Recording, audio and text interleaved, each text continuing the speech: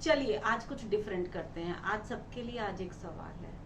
अगर मैं आपको दो ऑप्शन देती हूँ, इन फर्स्ट ऑप्शन आपको एक सोर्स से इनकम आ रहा है, मतलब आपका एक इनकम सोर्स है और आप एक इनकम सोर्स से 1 लाख रुपए की इनकम कर रहे हो। एंड सेकेंड ऑप्शन में मैं आपको देती हूँ कि आप 4-5 सोर्सेज से, मल्टीपल सोर्सेज से इनकम कर रहे हो, तब भी आप 1 लाख रुपए ही इनकम कर रहे हो एक महीने का। मतलब इन फर्स्ट ऑप्शन आप एक सोर्स से इनकम कर रहे हो, इनकम 1 लाख रुपए ही है एक महीने का। और सेकेंड ऑप्शन में आप मल्टीपल सोर्सेज, सपोज 4-5 सोर्सेज से इनकम कर रहे हो, इनकम आपका तब भी 1 लाख रुपए है। आप कौन सा ऑप्शन चूज करोगे, फर्स्ट या सेकेंड? आप कमेंट में आंसर कर सकते हो, लेकिन हम बात करते हैं कि फर्स्ट ऑप्शन चूज करने पर क्या आप सही हो? हाँ, आप सही हो फर्स्ट ऑप्शन चूज करने पर। सेकेंड ऑप्शन चूज करने पर, यस, सेकेंड ऑप्शन चूज करने पर भी आप सही हो।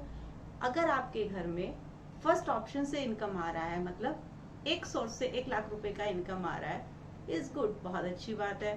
थोड़ा सा टेंशन कम है, आपको थोड़ा काम भी कम करना पड़ रहा है, आपको ज्यादा पेन नहीं लेना पड़ रहा है और आप आराम की लाइफ जी रहे हो।